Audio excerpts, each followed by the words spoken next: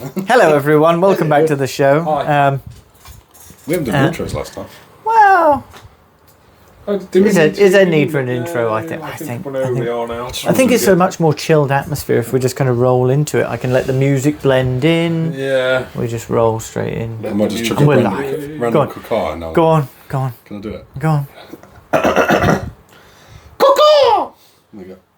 Wonderful. Somebody shoot that bird. Wonderful. So today we are discussing second-hand guns. Yes. And I'm looking at you because We both looking at Sam there. Everything- King of the second-hand guns. everything tells me though. But no, in the chat there was a clear and precise message that said lemons. Yeah. Have you bought another lemon? He's bought many lemons. I've bought a lemon that was quite sour and bitter. To be fair, that man's had enough lemons. He could open up a fruit stand. You know, and then I could open up a lemon store. A store. I Honestly. think for me, this is what I tried to say to you before, Yeah. and I know that a lot of other people agree with this. If you're buying second hand, 90% of the time you need to just assume you're buying something that is a fixer-upper and needs work. Yeah, potentially. I mean, it's all very well and good. I think that the scariest thing is buying it off of like the WhatsApp sales groups and stuff like that, because you can't actually even hold it or touch it. No, you just go and buy a picture and you're like, this is going to be fine. Like, sold as seen. Bought one gun off of WhatsApp, and it was a Novesk in tan. Because the wholesalers didn't have any, and this guy was selling it, and he literally had never used it. You could see he'd never used it, so he sent me all these pictures, and I was like, I need it for a build. Okayed it with the customer. I was like, right, okay, let's part with me 300 quid. And I was lucky, it arrived, and it was completely as described, but I know a lot of people that have bought off of WhatsApp groups and Discord servers and had a box of bits arrive, or... Yeah. It's very, very akin to like Plenty of Fish or anything like that. One of the many dating apps online where you look at the profile, everything looks fine. Everything looks fine, and then you find out that the photo was taken in particularly flattering light 10 years ago. And yeah. I think the best thing about a second-hand gun, and saying this from experience, is the excitement and the roll of the dice. It's like betting. It's literally a casino, because you are. Yeah. Oh, you're a gambling man. I'm not a gambler. See, no, that's what I've come to accept, and each time it bites me in the ass one way or another. Because there's some real good ones. I'm like, oh, this is amazing. Like swaps, for example. I swapped this Glock for the SEMA Gal. And that was really cool. I swapped a pistol for a rifle. That's Your cool. FAMAS was a good deal. That was a very good deal. Why you sold that is still beyond me. I see it now and again, and each time I see it, I'm like, Talking of second-hand guns and FAMASs, did you see the one that turned up in the sales chat in WhatsApp? There's a no, it's not. It's the gas blowback. No. Which chat was that? It was in one of the many WhatsApp sales groups or whatever. That's probably. But it was it's probably gone. I think he wanted close to 1,000 for it. But it had like 3 mags with it as well or something. But the gas blowback variant. Yeah, I've lost count of how many second-hand ones I've gone. Like it got to the point where Krenzer was just like, "And you already got one?" I'm like, "No, that was like 4 guns. I've got this pistol." Which is like, haven't you had that before? Yeah, that's 4 guns ago. Like I consider myself a gun slag because I love. Oh wow! I'm going to be honest though. The TM Scar, that's the longest I've seen you own a gun. And there's still you've still not given me any inkling of, I want to get rid of that. The only thing you said to me is, I want to upgrade it. Yeah. That's it. That's it. But you've said to me with that, you're probably best off just to leave it be. I'm like, what's wrong with it? The thing is, I'll listen to you. Thanks. Okay. Yeah, he's like the Jesus of Airsoft. I wouldn't go that far. Well, for me, you are. Airsoft Messiah. Don't fuck around with it, and I won't. And so I've left it be. And I'll tell you what, that has got to be one of my best second-hand ones ever. It brings me so much joy. There's no issues with it. but it didn't come from a dodgy I was about to say, sales group, or from a shady character in an alley. Yeah, this is where, when you're buying second-hand, you're not... There's lots of different versions of buying second-hand. If you're buying second-hand from somewhere like here, on the few second-hand guns that I take in, I check them all over. I make sure everything's working. You know, I wouldn't sell something that I wouldn't buy myself. Yeah, yeah. And that is probably why I love it so much, because so I've recently got an MP7. Yep. It was the... Is this the recent lemon? Yeah, this is the recent lemon. Did that go back? It did go back, and the chat was lovely. I can't fault him whatsoever. He was very understanding. One of the nicest people I've actually spoken to on a second-hand site. I expressed my... Because when you broached that issue, because it was sold to me as if it was working fine, bish, bash, bosh, great deal, I'm very happy. Now, unfortunately, with the MP7, it had the crack on the rear of the gun. Oh, dear. Yeah, so I googled it, thinking, oh god, is this cosmetic? It was going to go wrong. Crack of death. That straight away, I'm like, sugar. So I messaged the dude there and then as soon as I noticed it, and I was just like, look, I didn't see it. It was like 24 hours after. Yeah. So he'd got the money gone, and I've looked over. I'm like, right, I've got to message him. I've just noticed this. What can you do? He was sound as a pound. He was like, look, don't worry, it's not an issue. You know, we'll simply do a refund. You know, it's an amazing gun. Have you shot it yet? I was like, no, because I don't want to break it. It was like, look, correct answer. Shoot it. And I was like, okay, well, I've got messages if it does go wrong. So I did shoot it, and I must say, it was amazing. They're good. But for me, that was a ticking time bomb. I did look online. There was workarounds to bolt on like a metal clasp at the rear of it to stop it. But I was like, you know what? I didn't invest in that. No. I wanted a working gun. And it could be 2 seconds into shooting it and it goes kaplat. Yeah, yeah. So anyway, got a refund for that. That's fine. But I haven't had the luck on other times when I bought second hand and 2 seconds later it's just gone bleh. And I've gone bleh. Bleh. He turned up here once with a carrier bag full of bits and was like, I bought this for £40 off of somebody and it doesn't work. And I'm like, yeah, no shit. That's because it's in bits. It's because it's in bits. Can you put it back together for me? I was like, yes, I can put it back together. And it was a G&G. It was a Wild Hog. Yeah, 12-inch. And I'm there looking at it thinking, well, I can tell you now that ETU is going to be dead. The MOSFET's probably dead. It had mud on it still. Yeah, it was just caked in mud. But there's a few times you've approached me with stuff like that. Yeah. I mean, to be fair, we turned that into a DMR and you ran that for ages, didn't you? I took it to the, I sorely mentioned, Felonbards event. And I obviously shot people with it. They didn't call it hits because that's what happened there. But I had great fun using it. There's a point where I saw the BB come off the dude. And I'm like, dude, continued firing. Duh, duh, duh, duh, duh. This is the gun. This is what's happening. Then fine, you know. And then I got shot, and I was like, I'm going to be the nice human here. I'm going to go back. Well done. Yeah. Well played. I took a slice of humble pie. Well it tasted played. like crap. But I did it. But that DMR, and I love that thing. Yeah, although I did break it, didn't I? I used the wrong battery in it. I seized the gearbox. Yes, because we'd set it at DMR, and I said to him, you need an 11.1 in it.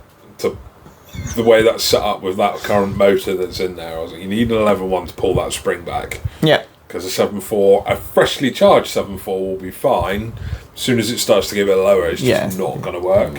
And so that went into my tiny brain. I was like, oh, I could use 7.4. Yeah. I got someone coming to me, I don't know what's wrong with my gun. God's sake. Dear God, Sam. MK46, another one. Oh, God, yeah. Wow, is this a history? Oh, this is like okay, my we're going to sheet. travel down memory lane. Memory lane with Sam. Memory lane. Broken guns. MK46, M60. Yeah. Sima Gallo SAR, AK-47 G&G. And that I do regret actually, because that was actually a bloody good gun. Because it was the electric blowgun. You bought Scott's old SEMA AK as well, didn't you? Yes, I did. The that was good. That was awesome. That was a gold one because that was banging. Yeah. Because I upgraded it. You did. See, again, you touched it. Jesus, he can deny who he wants. He's Jesus. But yeah, I had a really good G&G AK-47 electric blowback, and the only thing that was wrong with it is the mag release, and that just ticked me off mid-game, and I was like, I'm getting rid of it because the mag release was wrong. That would So we pass that lemon on to somebody else. Yeah. Oh, it works fine. I'm working order. To be fair, I'm too honest. I don't think A I've lot of ever time, seen. I'm just like, I don't want to put I people don't think off. I've ever seen you buy a lemon though. Not that I can remember. Yeah. You've I been don't quite think- selective with your gut. You like your weird and wonderful stuff, don't you? So Yeah. generally, that kind of stuff works when you buy it. Yeah, or it's been cherished and tucked away somewhere or whatever. But I wonder though if there's a bonus to a lemon, because if it obviously not a lemon like a car that's going to keep going wrong all the time if it's just poorly put together. But like, if you can get something cheap enough and cheerful enough, and if it even breaks after one game, and then you go into kind of like upgrade mode, or That's the exciting part of it. That's what I mean. Roll the dice. You yeah. get something What are we cheaper. going to make? Yeah, What are we going to make this Yeah. instead? 100%. Yeah. That's the fun of it. And you don't really worry about it. You can. Yeah. It can be a beta. Do you Oh, I've remember- dropped it in the mud. Do you remember my TM 416 Delta, the tan one? Yeah. That I ploughed some money into and some time into. And I bought that from another local retailer. It was on their second-hand wall, and I just happened to go in there one day, just to go and say hello, really, and have a cup of tea with them. And their tech said to me, "There's a TM recoil on this down there, and he wants 300 quid for it." So I was like, So I went over and I looked at it. I said, "Had anything done to it?" And he was like, "No, internally it's completely bog standard. He's just changed the barrel and bucking over on it." And I looked, I was like, "It's got a stainless steel barrel in there." He's like, "Take it on the range if you want." Okay, chuck some BBs in there. I was like, "Oh, fuck, that's quite punchy actually. I quite like that. Yeah, I'll buy it." And then I got it home and chronoed it, and it was running 1.45 joules. Bit too punchy. And I'm like, I didn't realise TM recoils were capable of running 1.45 joules, to be honest with you. So it's obviously had something done to it. And then when I stripped it apart, yes, it had a barrel and bucking done. But the bonus side of things with that was it had a full Waylax upgrade on the inside of it. Okay. It had your CNC steel gears, or the Prometheus gears in there. It had Prometheus piston head, new bushings. It had everything done, bar a MOSFET. It was still running the original trigger. So I put a Jeftron in there and re-shimmed it because the shimming was questionable. Changed the spring over on it, and I did change the barrel, and that thing was an absolute beast after that. So you Yeah. can See, get... that's a little Disney story. Yeah, There. you can As opposed to get... yours, which is like a. Mine's constantly frogs. yours is, He got a princess out of it. yeah, yours. Yeah. But no, I do regret. There's a lot of times where I'm just like, I wish I didn't get that. But at the same time, I've used it. I've had fun with it. Yeah. As before, I'll be like looking at pictures on certain websites. I'm like, I'm not going to get that. But at least I've had the chance to actually have a go with it, hold it, feel it, have fun with it. You know, sure, I've wasted a lot of money. Bucket full of money. Yeah, and time and emotions. Kissed a lot of frogs Yes. before he's found his prince. Yes. But honestly, I'm now, my prince is now the Scar. And I've always hated the Scar because of that boot Ugg stock. But it's grown on me, and I kind of like it. By the battery space, that's still really, Yeah. really. Did you see my post that I put up? It's like, does anyone have a gun? Because I just want to make sure I wasn't like just being a loony, like hating it for just one thing. But that one thing really pisses me off. It's just the battery space. Have you...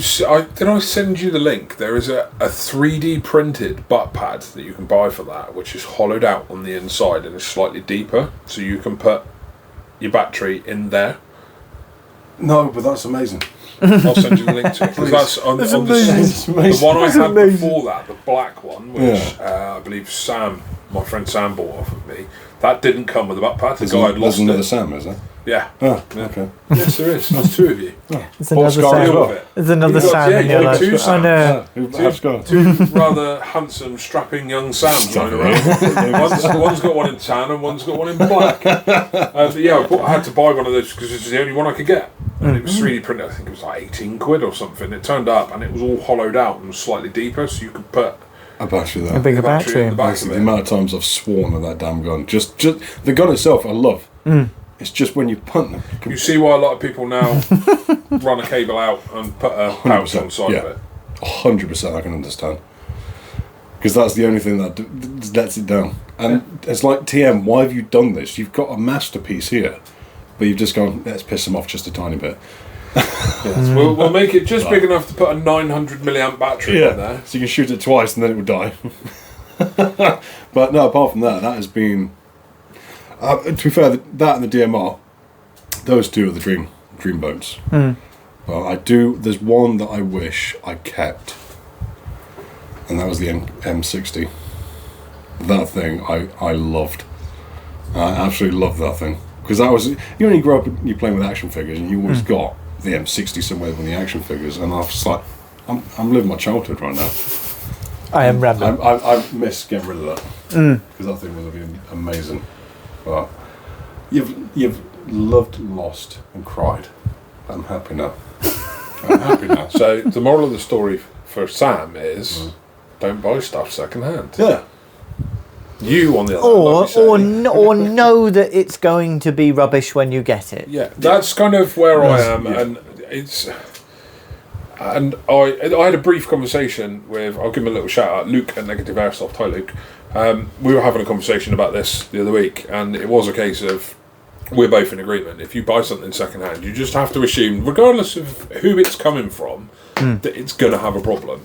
And as long as you kind of set your expectations accordingly. Set it low. Well, you'll never be disappointed. Well, that's the thing, isn't it? It's but there's a lot of people you see it on, like you said, on the WhatsApp groups for certain who will buy a gun off of somebody and then like they'll use it a couple of times and it goes wrong and then they're kicking right off. Of it. I've been scammed. You use the gun twice and it's something has failed in it. I could get it if someone sends you a gun and it turns up and it just doesn't work out the box. That's a different kettle of fish. That's a different kettle of fish. But if you've gone out and skirmished it for 2 whole days and something's broken inside of it, is that really the seller's fault?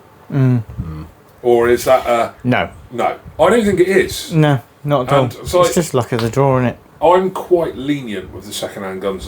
If I've got one here and I sell it, I basically turn around and say, you've got a 3-game warranty, 3-game day warranty. Once you've used that 3 times... After that point, realistically, you're kind of...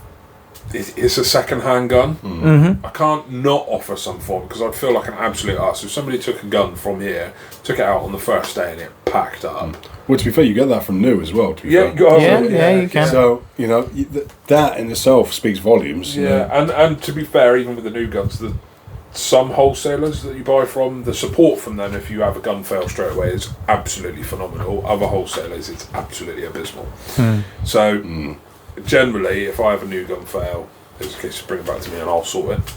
Because it's just easier than trying to send the gun back and wait for it to be repaired. And So, yes. But, let's say, with second-hand stuff, if you've used it a couple of times... That's on you then, really. Yeah. It's wear and tear, isn't it? Yeah, because you've got that gun significantly cheaper than you would have done if you bought a new one. So, yeah. I like a good haggle as well. That's why I'm a bit of a not Rodney, it's a Del Boy. Del Boy. I consider myself a bit of a Del Boy. Not to rip people off, because I love the exchange. Like that, you got it for 170. You have to start the ball at like maybe 150. And you go, no, 155. I'm like, all right. 152, we have a bit of fun, and I enjoy that exchange because I love car boots. And for me, that's just my pikey car boots. You were asking about National Airsoft Festival earlier on. For that alone, you would love it there. There's the haggles, the car boot, they've got car boots. Oh, mate. They literally, people just set up airsoft car boots out the boot of their car. You'll be walking down through the campsite, mate, and there's just people there with tables which are just covered in stuff. It used to be, as you walk down into the main area, people would just be everywhere with blankets rolled out with just guns all over the place. But now, obviously, because they've got shops there and proper pitches, it's kind of moved. There is a second-hand sales area, but they've also, you can do it out in the main car park. Yeah. So for that, you love it. But again, anybody that's going to an AF, this probably won't... Will it come out? Yeah, we'll get it out on Monday. Because that's obviously next weekend. If you go in, have a haggle, but... Don't expect brand new guns. Yeah, that's definitely a big thing to focus on. It's like... And look, if you go to a National Airsoft Festival and you're thinking about buying a gun and you're not 100% sure, mine and Josh's stand is right next to the chrono. Take the gun over to, ask if you can try it, take it over to the chrono, run it through. That's generally a pretty good indicator of what health condition your gun is going to be in. Yeah. If you chrono it and it's around a joule for a normal AEG, it's probably going to be okay. If it's ridiculously low, then there's an issue there that needs sorting. And if you're still not 100% sure, bring it onto the stand. Come find me and I'll have a look at it. I'll give you just a quick, honest appraisal of it, of what I would say it's worth. Now that itself is care and dedication. I like to try and help people. Like Jesus. Wow.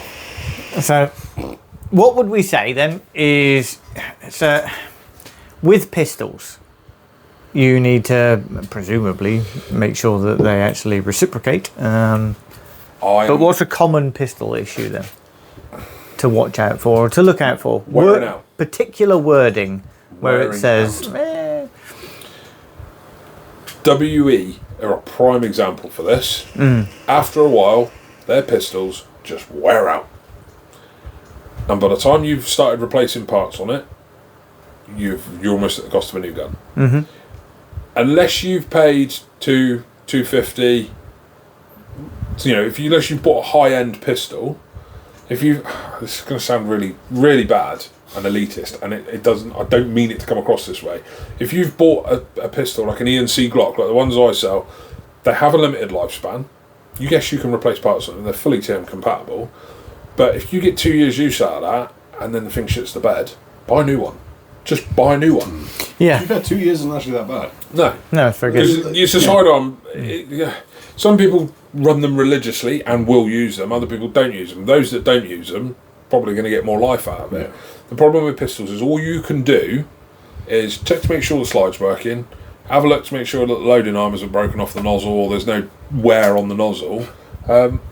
If you're capable of taking the slide off, have a look down the barrel, see if the hop is actually working. Bring the hop up and down and see if it is actually adjusting it. I had a Glock that broke pretty quick. It was the loading nozzle. Yep.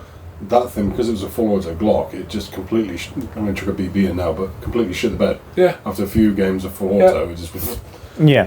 And that in itself, and the part itself was relatively easy to buy and fix. But, there we go. Just a bag of bits. Bag of Glock. Bag of Glock. Bag of broken Glock.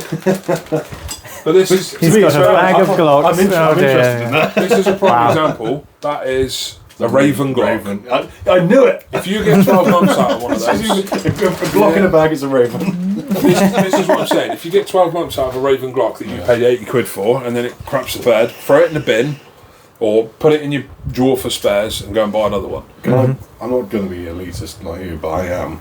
If you're going to buy a Raven Glock, before you do, slap yourself and don't buy it, because then... Realistically, if you're going to pay 80, 90 quid for a Raven Glock, you're just done. save a little bit more Yeah, and buy a WE. It's not a massive jump, is it? No. Really? I feel like I'm going to get a personal message from Raven and say, why are you picking on me? Well, I don't think there's anything wrong with them per se. I mean, the Raven 1911 is a great little bit of kit.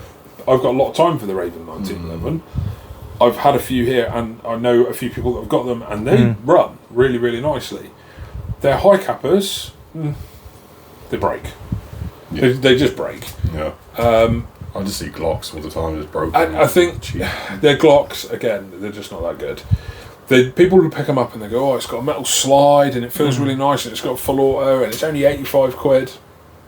There you go. Yeah. Some things are too good to be true. Unfortunately. And with the whole way that everybody is about HPA and pistols at the moment, I had one of my customers come in and bought a high capper HPA adapter and put it into his Raven high capper, and I said to him, probably going to find that that's not going to last very long when you're running out on HPA. And he was like, oh no, it'll be fine, and he cranked it up to 1.1 joules. It lasted one game before the slide broke.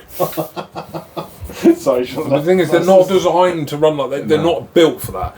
Whereas if you go and buy like those staccatos, the EMG staccatos, which I know they're army armament, but they're pretty good. You've got one there. What are you doing? They are built far better and will put up with the extra force from HPA. Yes, yes. Very nicely modelled, so. I don't know why I haven't boxed that up and put it in with all the rest of my pistols for But now you've been reminded. Yeah.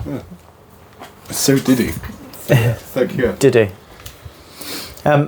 Okay, so pistols, you just kind of have to suck it and see and look at the cost. AEGs, we've talked about the potential to try and actually chrono them as a starting point. If you're buying them online, not really an option. Although I suppose you ask for a video. Yeah. Most people own a chrono. I was about to say most cheap chrono. People own a chrono now. I get, I sell loads of them.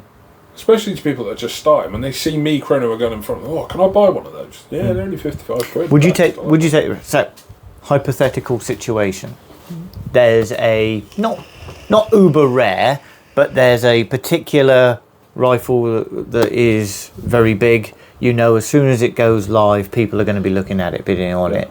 You're going to be up facing competition. If you go to the seller and say, can I have a video of it? And, he says, I've got offers already or whatever. Would you take the risk and buy it blind?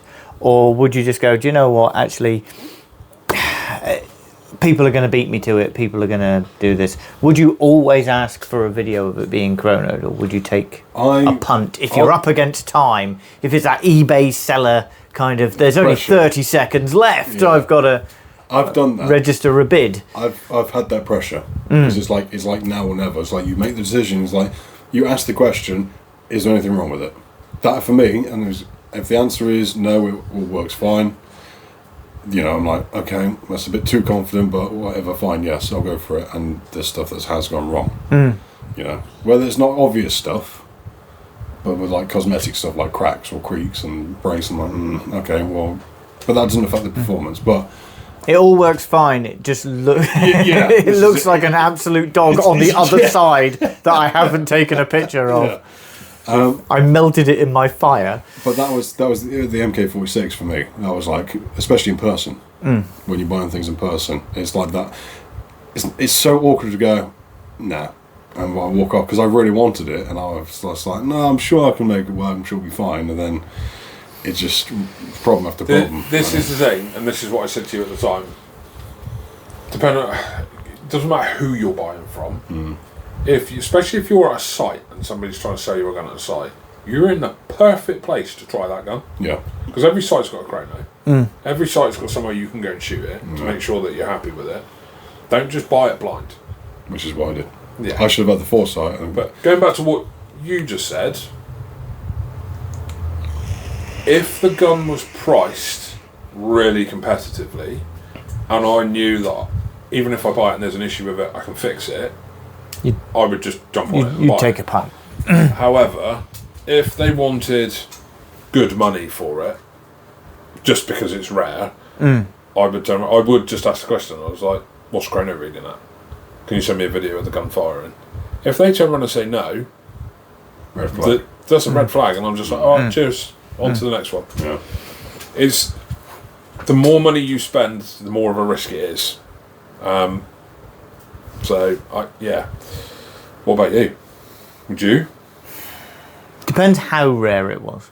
if it was something that you genuinely know, like for example, we mentioned that for Mars earlier. For all we know, the bolt could be buggered in it or whatever. Something could be bent or it have feeding issues or anything else of that kind of ilk. But you're not going to see another one of those free of import duty that you'd have to pay yourself and all the rest of it and everything else. So does that automatically become worth a punt? And you go, if I've got to mend it, I've got to mend it. I don't know. I do think in if that you're never going to see it again. You're kind of, what's the parts support like? Because if you buy it, if it needs mending, it needs mending, and then you get it and you're like, I can't get the parts for it. Yeah, for 6 months. It's a difficult thing. Going on the black market parts department. It helps as well if you know what you're doing, and I think that's my big problem because I'm relying on you knowing what you do, and you do. So in my sense, I can't be there to hold your hand all the time. Though, this is the thing. This is it. So what's generally safer then, gas or AEG to buy? I'd say gas. I've never even bought a gas rifle, but I'd say gas. No, because AG, I think, from my point of view. Don't get me wrong, gas are quite simple. But if you When they throw a problem, though, they can really throw. They can throw a proper wobbler. I had one here. It was a Nevesque N4, and I'd been putting end passes into other guns all day, no problem. Put it in this Nevesque, fired it, semi-auto, ran sweet. As soon as you flick it to auto, chopping BBs, just dribbling out the barrel, it was just like, it just didn't want to work. And I'm there thinking, oh God, what? You know, I'm going through the motions of, if I change the bolt out from another gun and put that in there, is it still doing it? Blah, blah, and you start narrowing it down. But this obviously all takes time, and time is money. And it turned out the end pass, this new batch of end passes that had arrived, were ever so slightly bigger than the previous batch. So when they were going in the nozzle, they'd go in the nozzle no problem. When you fired it, the end pass would move forward and stick in the front of the nozzle. Right, okay. In full auto, because it couldn't return. So it just wouldn't run in full auto. But it didn't have the same problem in semi. Take the end pass out, put it in the end of a drill, sand it down, put it back in there. Lovely. It took me 4 hours to work that out. Of just messing around. And you had the advantage of having a plethora of spare parts to be able to chuck in I know the narrow rigmarole and the process to go through to sort of narrow it down to what part's causing the problem. And I had spare guns there that I could swap bolts out on. Whereas an AEG, dependent on what it is, especially if it's like an M4 based, like there's Freya arms or a SEMA or a G&G, 9 times out of 10, if they've got a MOSFET, when you plug them in, they're going to beep. If they don't beep, then you know that you're not getting the power through to them. So there's your first problem. There's obviously something gone wrong there. A lot of them will beep and tell you what the problem is. You get like 4 little beeps, and what does that mean? Oh, it means the motor's stuck. So that could be gearbox locked, or they're generally easier to suss out. Straight down my mind's just blown. I'm like, oh, that's what the beeping's for. Yeah, a lot of them will beep when you first plug the battery in. If everything's right with the gun, like yours, if you plug a 7.4 in it, it'll go beep beep. 2 cells. Put 11.1 in, it goes beep beep beep, which means you're running a 3-cell battery in it. But that's evidently not applicable to like TMs or anything. But not on your normal TMs. Bogo standy things. You can kind of just work out. I mean, they're all quite simple. You've got 3 moving gears, and if something's wrong inside the gearbox, as soon as you open that gearbox, it's usually quite evident what the problem is.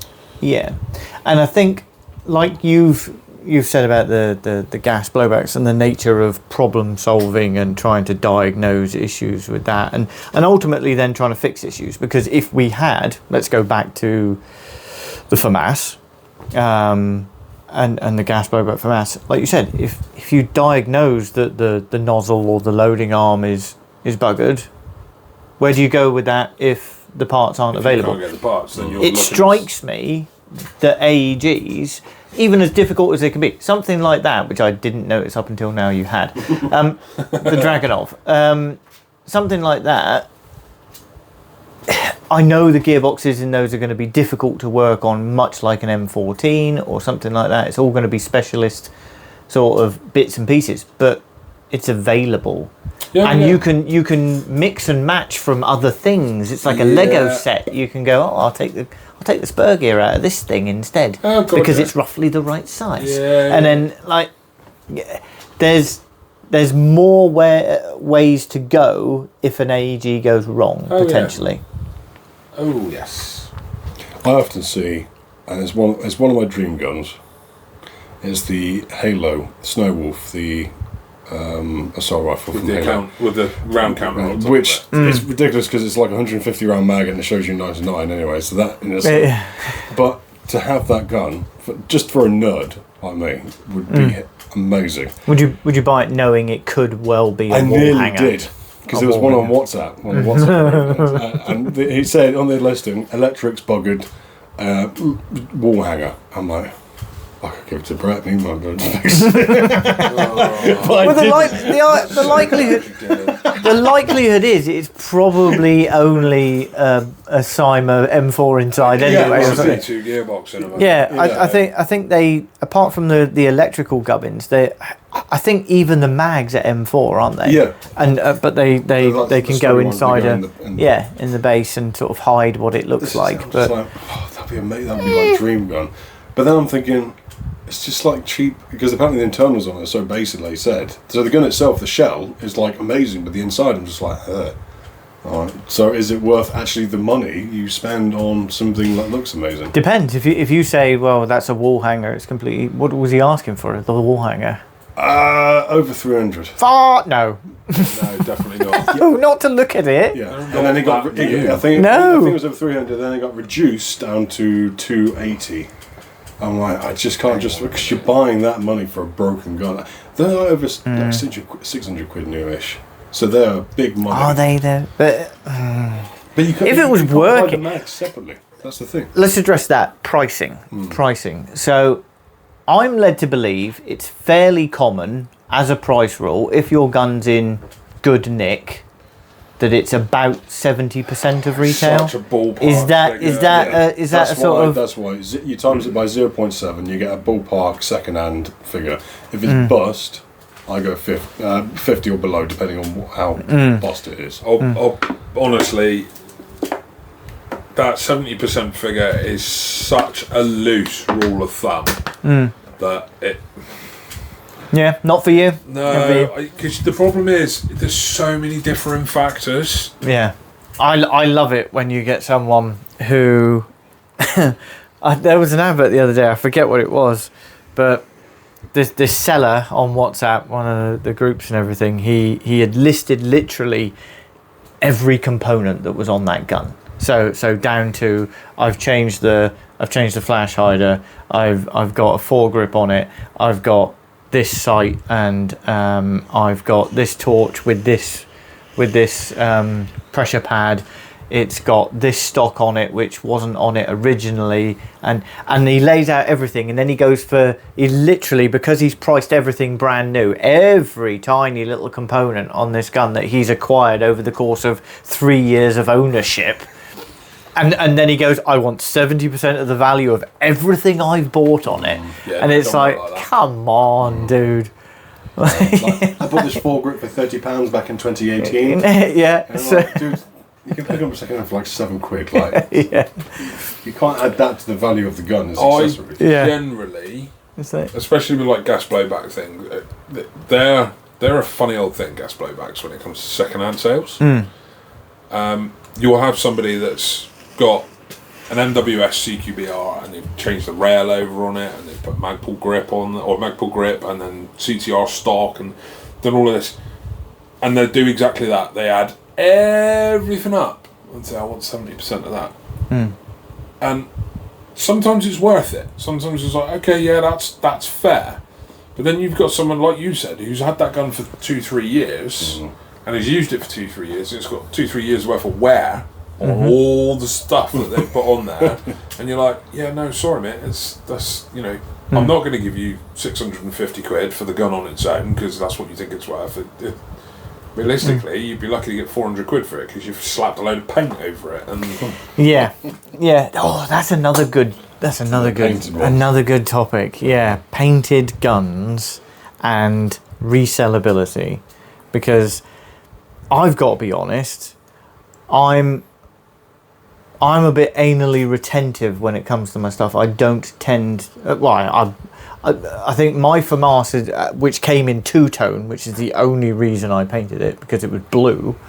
But I don't tend to paint anything. For me, you got three things with people that do that to their rifles.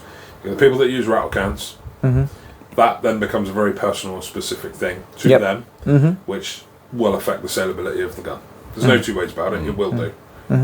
Ask any of the local lads that have been trying to sell their M4s, their MWSs, who've had them painted. They look phenomenal, and they were really happy with them. But everybody else who looks at it goes, not my cup of tea. Not my cup of tea. Then you've got sort of the guys a lot of my customers who go down the Cerakote route. Now that is a different kettle of fish altogether, because one, it's bloody expensive, and two, generally it's a lot neater, a lot cleaner, a lot more hard wearing, and if they've had the right pattern or the right colour done on the gun, it actually adds to the saleability of it. And then you've got the other people that go right off the deep end with it and have the full airbrushing done. So you've seen BZ's Fallout gun that they did, and stuff like that, where you're buying it because it's had that done. Yeah. That's what gives it its intrinsic value. Yeah. Otherwise, it's just a box standard M4. It's the. There you go. Yeah. So that's kind of the way I look at it is, if someone's just rattle canned it, it's not adding any value to it. Not to me. In fact, it's probably detracting away from value. How many standard is a blank canvas? Do you remember? And that's another point as well. The BZ, great job on all of their, because they've done a number of those sort of specialist paint jobs and stuff. They do look phenomenal. But again, they're very specialist. Someone's going to buy it because they love that. They love that. Do you remember? I found issue with. Do you remember the Kaiju that KWA bought out, which was a mildly upgraded version of their stock platform? Through the shop. Yeah, and it was just like, that is so specific, and you've got to be like well into that. I say one come through the shop. The one that came through the shop was one that your mate bought. Yeah.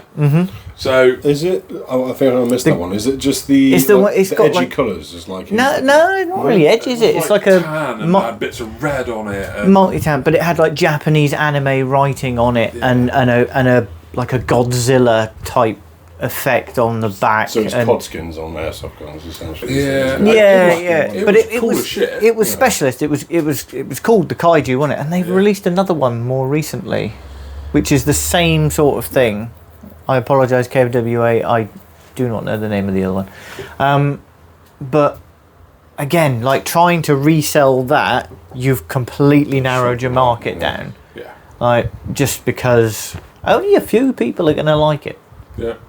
Whereas if you just leave it alone, don't tinker with it, don't rattle can it in your, black ice skin from Rainbow Six Siege or whatever.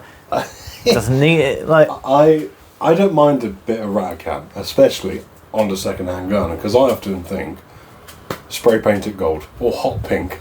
Really make it as eyesore as possible. Oh yeah. Oh, okay. Like, but then when you're going that far out there with it, yeah.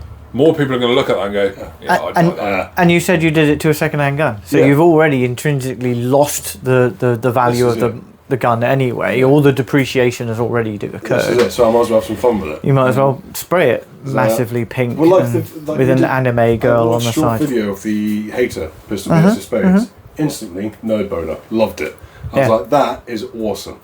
Doing a paint job on something like that. But the Hater's like 80 quid new. Yeah, so it's pennies, isn't it? Beautiful. Hang on, another point. And it's got no moving parts. Oh my god, I get so et up when everything's rattle canned with everything still on and still attached, and like all your optics are still attached. So if you remove that optic from that rail, it's got a big blank patch underneath it, and like all the paint's going through your rail system onto your outer back. Oh my god, it drives me crazy when I see that shit. I can't stand it. Why didn't you take the rail off to spray it? Why didn't you remove the pistol grip? Why did you want your pistol grip covered in paint? I think you should do this in person. I don't know. I hate it. I just let Paul loose on. I hate it. Why have you done this? You stupid. Why didn't you just take the rail off? Why didn't you take the optics off and tape up the barrel, for the love of God? We do not need half a can of Dulux green down the inner barrel. What the? I'll probably be the poor bastard they shine at. Hey, right. Okay. He can stand in that glass house and start throwing stones. That's true. I have seen a revolver where he did something great. Oh my god, yes, okay, yeah. So, he is not in a position to say a fucking plot word. twist.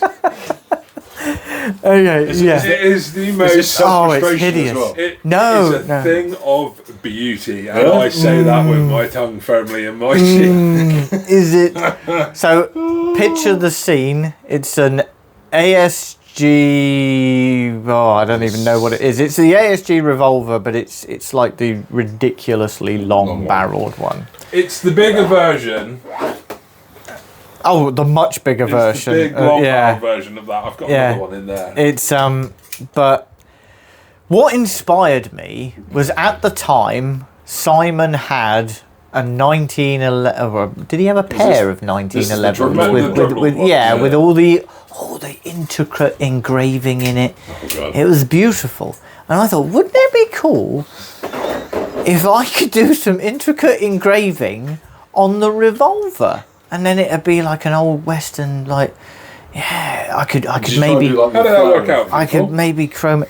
Well, it turns out a Dremel that you buy from Amazon for under £15 Is not going to be spinning anywhere near quick is enough. not spinning quick enough, nor are the tiny bits that are made of cheese strong enough to grind into the metal properly. And what you end up with, once I'd started, I couldn't stop. I feel like we need to see this. Once I started, they've seen it before. Once I started, I couldn't stop. It was like, well, that's a thing now, isn't it? I've got this massive gash down the side of the gun that I've spent over an hour doing, and it looks like I've carved it out with a spoon, and I've kind of just got to carry on now. I totally meant to do this. This was intentional. For anyone wondering, it will be for sale next week. Caveat. I give it away on a 3,000 subscriber celebration. We're over 1,000. I know. I sent you a like on your thing. I saw it. Thank you. But yeah, so once I started, I couldn't finish, and then I thought, well, maybe I can hide it with some paint, and then I couldn't hide it with some paint, so I thought maybe I'll do like a gold leaf effect on the on the engraved sections. That didn't work either. So now it's just this. But that in itself, that is a lesson learned. exactly. See, now you know not to do that. Yeah. Now you know you're stuck with Yeah. that for life. That's completely lost all its value. Oh Christ, yes. Yeah. Unless someone wants to buy it cheap for like a backyard plinker. But you never know.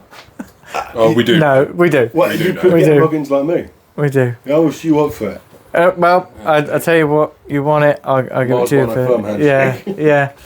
But no, like I say, going back to my point, just strip a few pieces off before you paint it, please.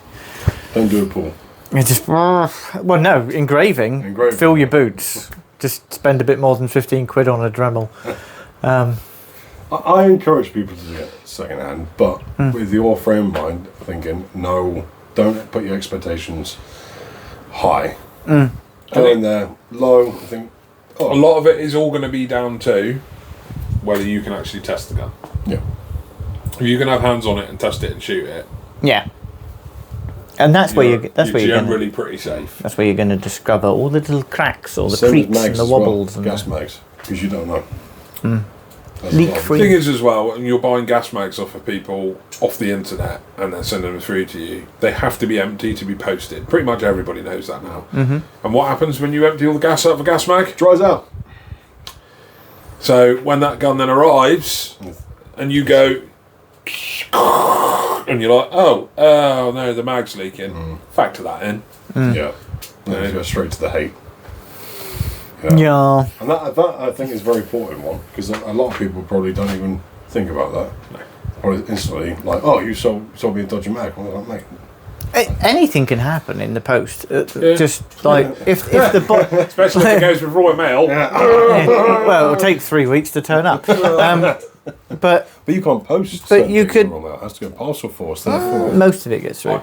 To be fair. I'm going to let you finish there. Christ, the amount of packets of weed and stuff that we should like, you could drop stuff, like if the parcel's dropped or crushed or whatever, that's gonna, if the mag isn't bubble wrapped to hell, it's gonna packaging is key. I'm just going to put this out there. gonna I sent 2 MWS mags via Royal Mail. Okay, and I'm always the first to hate on Royal Mail. The guy, when he put his details into Shopify, gave me his address, so I copied that address out, sent it off, and looked at the tracking like 4 days later when he said they still haven't arrived, and it said being returned to sender, incorrect address. So I went on and checked, and I sent it to him, and I was like, this is the address that's come from Shopify, and I screenshot it and sent it to him, and he was like, oh shit.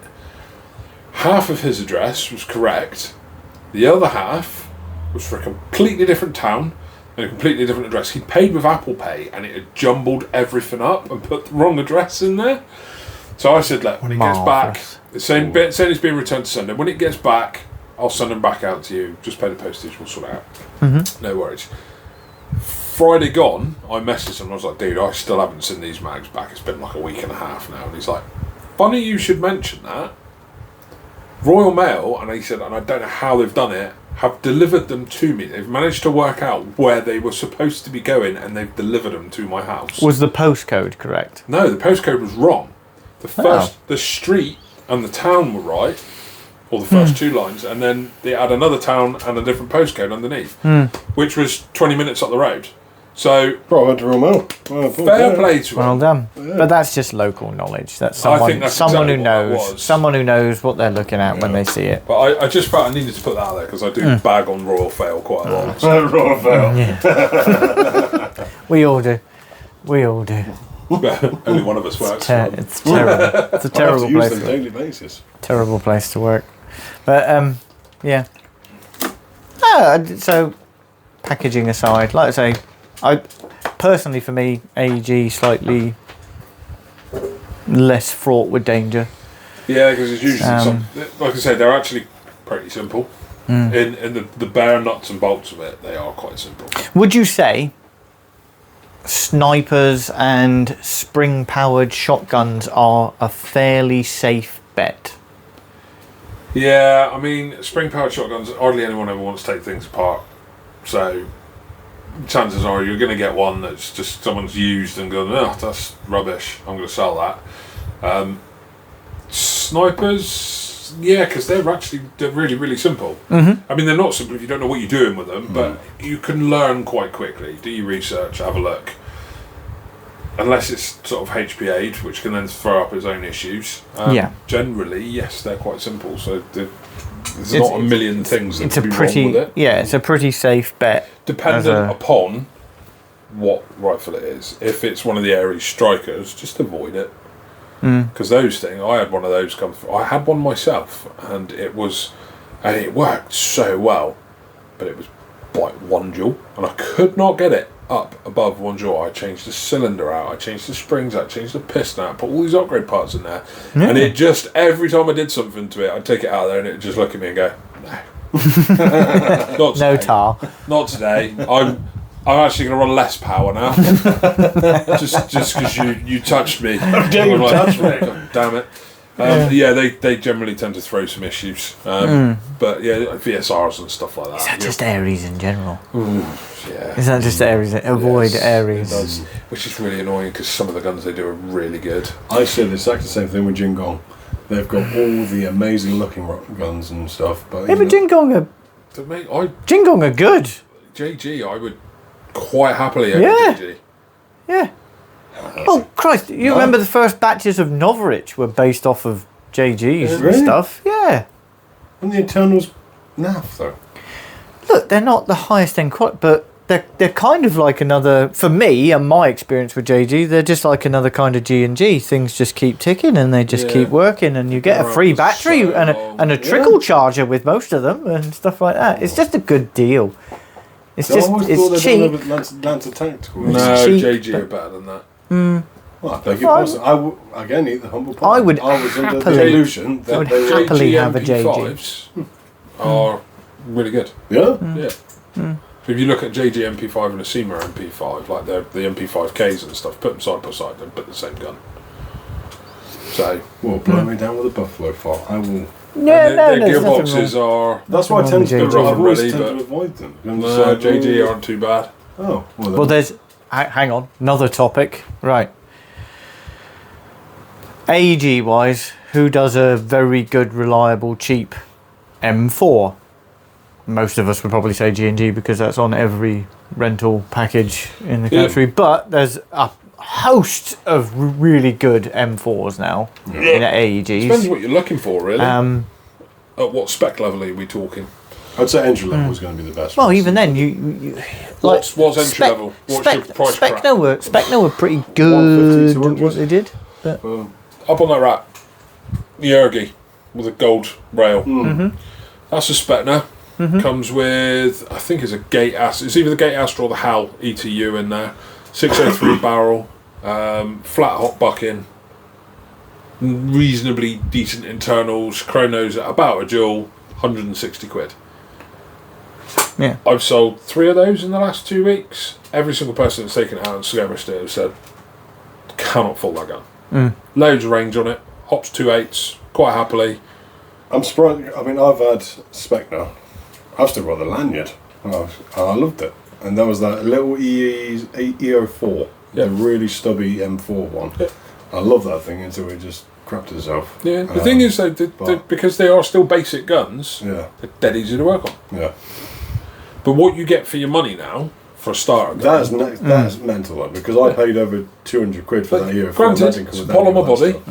It's a polymer body, it's got their standard 18k motor in it, so it's not going to set the world on fire in that respect, but it's not a bad gun. And it's cheaper than a combat machine, which you don't get any of that shit with. yeah. Gone are the days when the combat machines were the bargain to be had. They seem to have crept up now. Yeah, well, there was a time there where you could get a brand new combat machine for about 125 to 130 quid, and now you're looking at like 180 for the same gun. I don't like the noise of them. They're very... Yeah. Mikey and I take the mick out of them all the time because I remember back in CQB days where you can tell who's got a rental just by hearing. It would be the G&G. Yeah. If you can get over that, though, Yeah. they work. Yeah, that's true. They do well. AKs, good AK manufacturer. SEMA. I was about to say SEMA do some good AKs. Some of the Specna AKs are pretty good. I had some Nuprol AKs here. You remember the long railed ones, tactical ones? They were really actually, nice. they were really well made. Still use a bit of a dodgy micro switch trigger, but actually I never saw any of those come back for a failed trigger switch. Not like the Nuprol Pioneers and stuff where they would just go The down Nuprol M4s all the time. Like I had the SOP mod, Nuprol Delta SOP mod, and I was very happy with that. You know, and that was a workhorse, to be fair. You know, and you did some simple upgrades on that. Yeah. And the damn thing was Oh beautiful. god, yeah, that was with the Riz rail and the extended barrel. That's and, it, yeah. So I was it that for a Nuprol. I really enjoyed that. For it's like 80 or 90 quid. Yeah, they're not some crazy upgrades. money. No, I The just new chuck some upgrades in it. Beautiful. Some of the new Nuprol stuff, they're real base model stuff, which is all polymer. They've gone away from using the little micro switches. They've gone back to a traditional shuttle style trigger. So many places using those as rentals now because I think realistically they are probably the next sort of G&G combat machine because they're so basic and it's reasonable quality polymer. So it's not going to just. It's not like the real cheap SEMA stuff where you flick it and it sounds brittle and it's shiny plastic like the M14. It's still so it's still pretty good. Their retail on those is like 100 quid. Yeah. They're but they're so simple. And that's to be fair, that's also a great way to actually entry level upgrading as well. You pay dirt cheap M4. You stick some nice compatible, maybe TM parts in it. You know?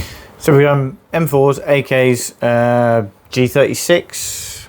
I've never owned one. I've always wanted Don't to. really see them that much anymore. Do you? There was a time where everyone was using those as rentals. Jingong make JG, I Good. tell you what, I had one Good of the G36s. Norwich DMR ones in here for a customer 2-3 weeks ago. Had that normal rattly G36 sound when you fired it because obviously it was all hollow inside the stock and everything. Yeah, But floaty barrels. Again, 1.7 joules out the box, direct from Norwich with hopper 3.6. Worked alright. Worked fine, to be honest. What was that? You had a G3, the long boy, wasn't it, with the integrated scope, the nickel scope. What was that was nice. That was a Specna. Was it? That was a Specna arms, and that was an EBB simulated. The blue back. Yeah, I took a fancy to that one. They were good. Yeah, the Specners do a good G36. MP5's probably the most popular. Yeah. Which one did I have? Cyma Platinum. Yeah, Cyma. Any of the Cyma MP5s generally are a good shout. Mag compatibility is quite good with those. And again, except on the Ks, the K uses a different mag because it's the shorter, stubbier thing. Shorter one, but if you get like the Nuprol plastic mid caps, I think they're 90 round or whatever it is, they seem to go straight in. Yeah, okay. I had a G&G one of them. What was that? G&G MP5. I quite enjoyed that. Yeah, see, I had a G&G MP5 and I did quite a high rate build on it, and it was good, but they kind of, the way that the selector goes through and then it uses two little screws to hold the selector onto the bar, and they would just round out, and it was constantly gave problems as soon as you took it apart and put it back together again. It started to give problems, and they didn't feel particularly strong. So I wouldn't go down the G&G route. I know you had your one. Yeah. But again, that was second hand. That was second hand, wasn't it? Yeah, I didn't pay top dollar for it. So. Who makes a good budget sniper?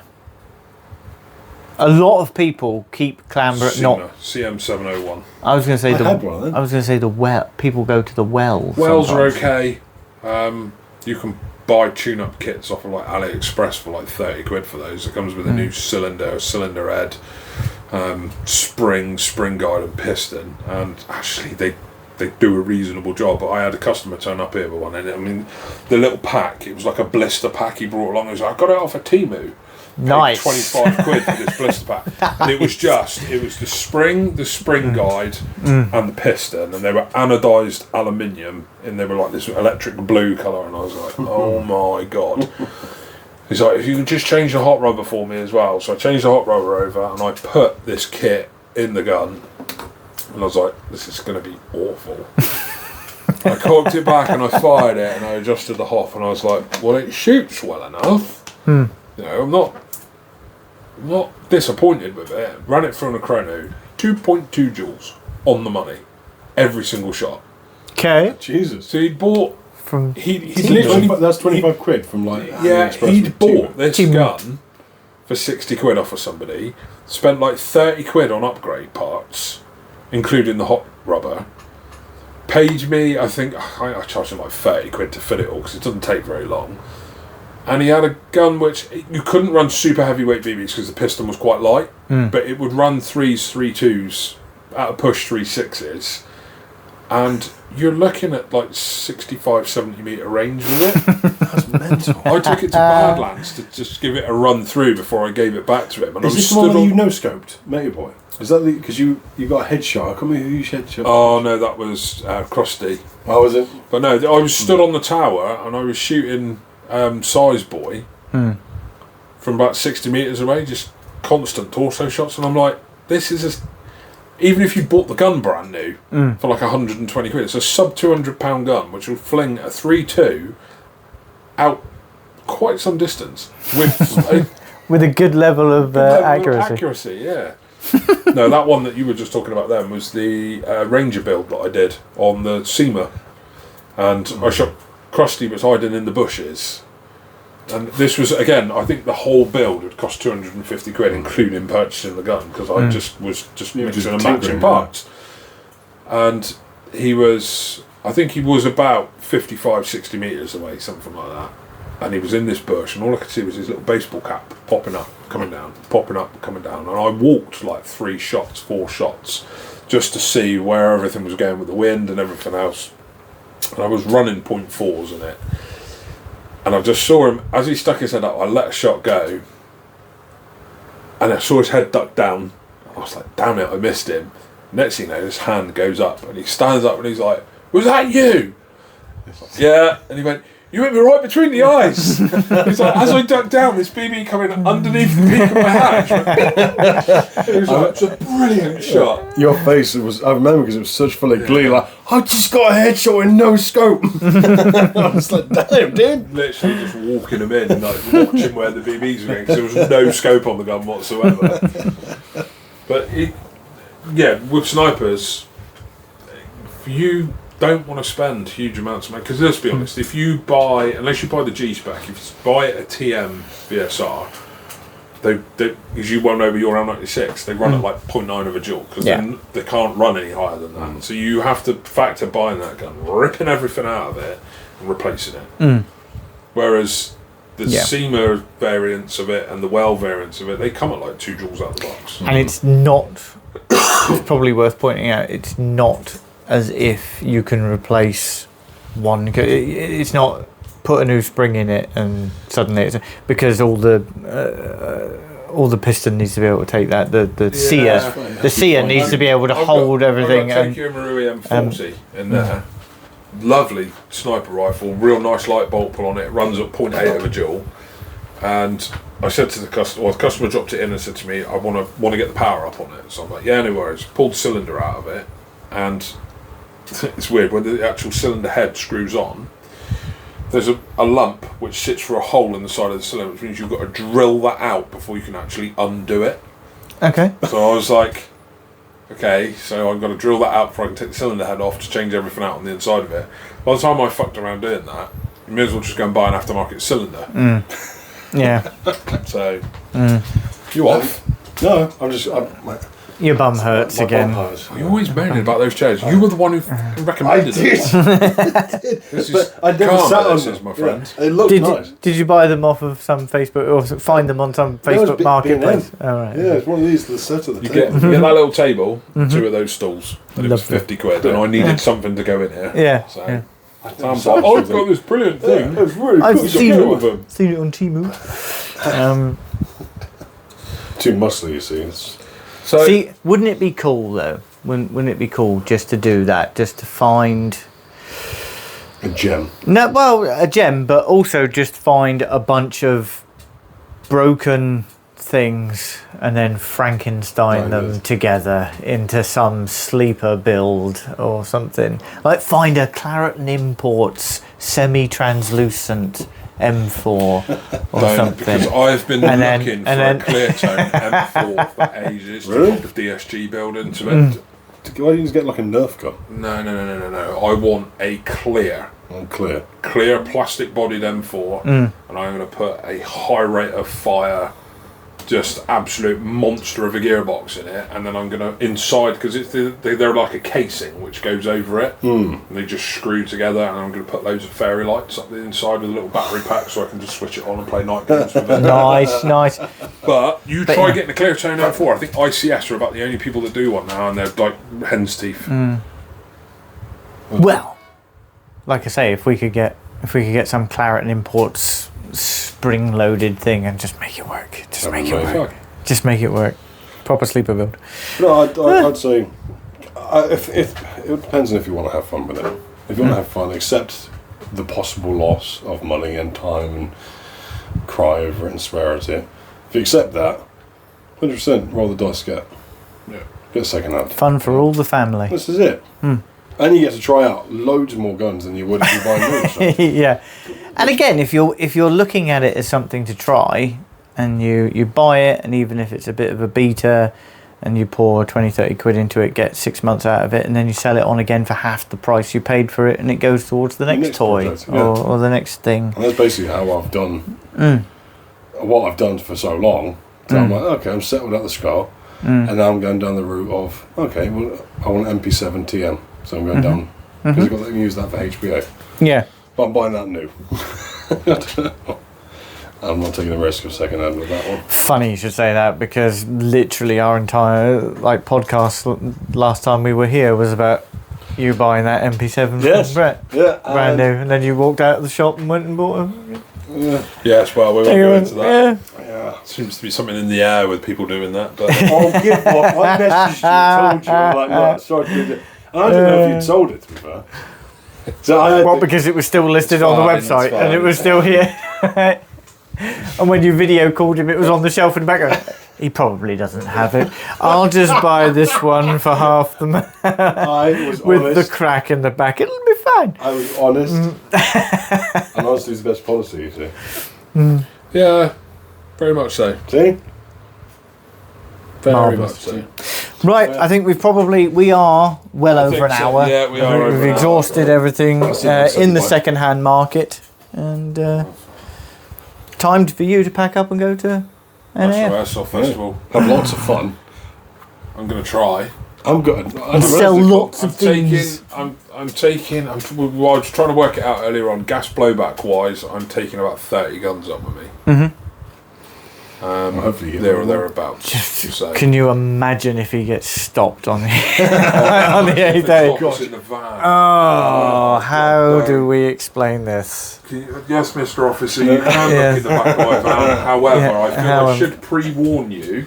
Yeah. My God. That would be a fun read on. Come on, live. Me and Paul going, it happened. Yeah, look at that. Oh no, don't. So now I'm gonna. If I get time. If I get time, I'm going to take up my gimbal and my microphones, and in the evenings just sit down and chat to some people. Lovely. I'm going to if I can, have a chat with the guys from Axios Customs who do the same thing I do with the gas blowbacks, Deegs from Deegs Airsoft community, and anybody else that comes past that may say may hello. wanna have a chat, and I can give you a proper rundown. When you get back. Yeah. Awesome. Right. Thank you everyone for Cool. joining us Thanks for for watching. another Thanks for exciting watching, listening. episode. Everything. Sorry. Okay.